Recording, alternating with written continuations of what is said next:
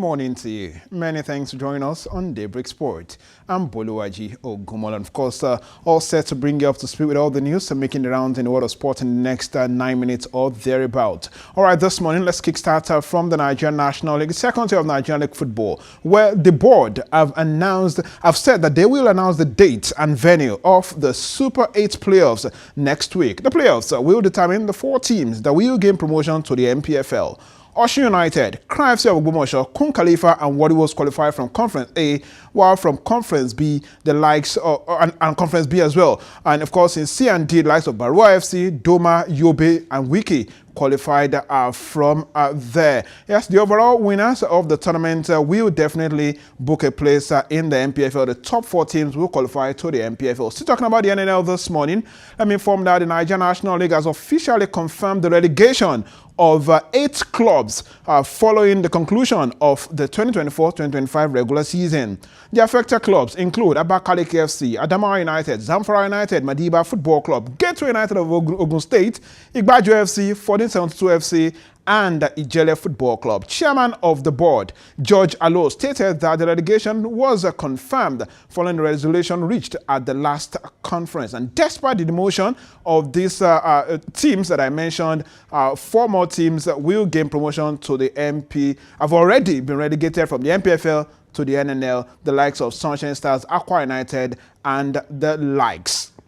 Well, away from that, still NNL. Ahead of the 2025 NNL season, Barua Football Club have received a cash motivation from its founder. The Deputy President of the Senate, that's Barua Jibrin, made the pledge when he paid a courtesy call to the players during their training session yesterday. Barua assured continued support for the team as they look to gain promotion to the MPFL. Don't forget that Barua FC are one of the teams that qualify for the Super 8, where the eventual teams that will gain promotion to the MPFL will emerge. And we wish them all the best. Not just them, of course, we wish our own Crown FC also all the best in that one. From there to Ibadan, where Oyo State Governor, Engineer Seyi Makinde, has officially approved the allocation of plots of land to members of the victorious 1998 Shooting Stars Sports Club team, honoring a promise made 26 years ago by the then military administration of the state.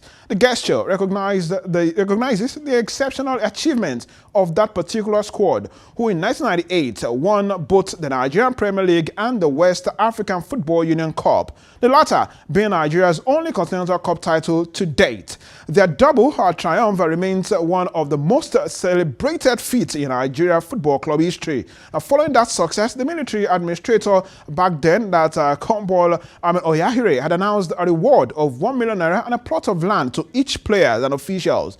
While the cash rewards were reportedly disbursed, the land allocations were never fulfilled until now. And of course, just yesterday, the news filtered in that Governor Makinde has approved that one after that prolonged delay. I will say congratulations to all of the players, 998 squad of the Shooting Stars, of course, for eventually getting that reward that they truly deserve from the Oyo State government. Let's move on. All right, before that, let me also inform that this landmark decision by the governor affirms the administration's reputation for integrity and, of course, historic redress.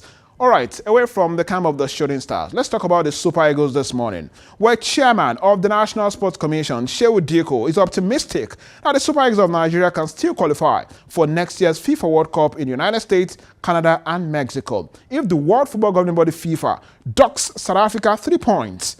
Well, after 6 matches, the Super Eagles are 4th in their group, that Group C, with 7 points. 6 points behind the South Africans who lead the group with 13 points. Now, despite Nigeria's precarious situation, Diko is hopeful that Nigeria can still qualify, as South Africa are at risk of losing 3 points in the race for the automatic ticket after fielding an ineligible player during their 2-0 win over Lesotho in March. South Africa's Mokoena had accumulated 2 yellow cards in the series and ought to miss that particular game against Lesotho Lesotho. And according to FIFA qualifying rules, well, a player who has picked up 2 yellow cards initially is ineligible for the next one, which, of course, South Africa did not honor, and Nigeria have sent in an official protest. Now, under the coach Eric Shell, Nigeria will resume the qualifiers later in September, after our June, very busy window where we had the 2 competitions, friendly games that we took part in. So we're very optimistic that should FIFA go by the rules, Nigeria can still find a way to qualify for next year's FIFA World Cup. Last time out, we missed out in Qatar. We don't want to miss out this time around. Moving straight to the NBA, where Jalen Williams scored 40 points for Oklahoma City Thunder as they held off an Indiana Pacers comeback to win 120 to 109 points and take a 3-2 lead in the NBA Finals. The MVP, that's Gilgeous Alexander, provided 31 assists along with 31 points along with 10 assists for Oklahoma City Thunder to move just a game closer to, of course, winning this year's competition. Well, on Thursday, we'll have Game 6, and of course, fingers crossed to see how things pan out as far as that is concerned. Back to football, FIFA Club World Cup. Yesterday, Chelsea got their Club World Cup campaign underway yesterday with a 2-0 victory over MLS club LA Football Club, that's Los Angeles Football Club, in front of thousands of empty seats. Yes, 22,000 for spectators were at the stadium that could occupy 71,000. Despite FIFA's efforts, of course, it wasn't really good enough. Neto got the first goal for Chelsea, and of course, Enzo, got the second for Chelsea Football Club. That's talking about Enzo Fernandez. Well, that wasn't the only game we saw yesterday. Boca Juniors also blew out a 2-goal lead against Benfica as they settled for a 2-2 draw also yesterday at the FIFA Club World Cup. And also, let me inform you that in the game we saw in the early hours of today, Flamingos were also victorious, 2-1 to nothing. They defeated one of Africa's representative, Esperance of Tunisia. Now here on your screen, we'll have the table. Group C as Bayern Munich as the table toppers following that 10-0 victory 2 days ago. Of course, there you have all of the results right there on your screen. Well, that's sport this beautiful morning. Many thanks for joining us. We'll be back tomorrow morning.